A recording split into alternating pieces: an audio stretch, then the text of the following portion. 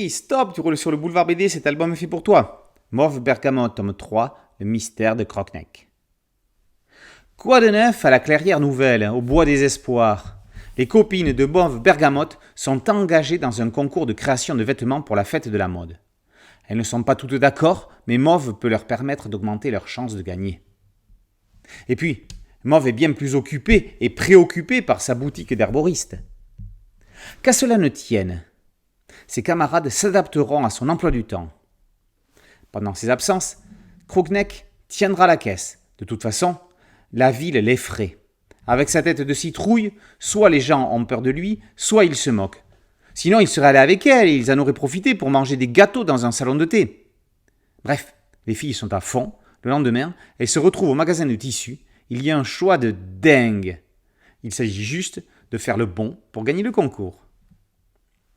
Bien évidemment, le concours de mode n'est qu'un prétexte pour entrer plus profondément dans la psychologie et le passé des personnages, comme dans les émissions de Christina Cordula.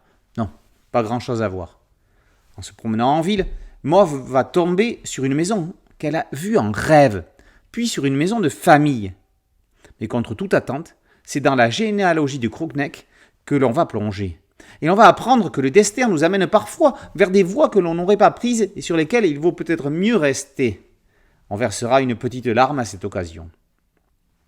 Flora Grimaldi et Cécile bouclent leur trilogie mêlant émotion, humour et mystère sans forcément répondre à toutes les questions. Mais au fond, est-il nécessaire de toujours tout savoir ? Vivons heureux. Ne forçons personne à nous aimer. Peut-être qu'ils ne nous méritent pas. On conclut par le traditionnel carnet bucolique avec les règles d'or des bons herboristes, les bienfaits de la gastache à feuilles d'ortie et la recette de son sirop, ainsi que, comme le fait Mauve dans l'histoire, une méthode simple pour imprimer des plantes sur du tissu et une fiche sur le basilic pourpre.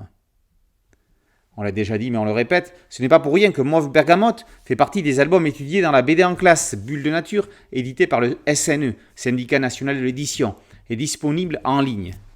Dossier enseignant et carnet d'élèves, téléchargeable gratuitement. Mauve Bergamote, c'est fini ? C'est pas possible. On a besoin d'un tel feel-good. Il y aurait encore tant à raconter dans l'univers. À mi-chemin entre les carnets de cerises pour son côté écolo et l'enfant et le maudit pour son côté contemplatif, Mauve Bergamote est une lecture délicieuse de fin d'après-midi.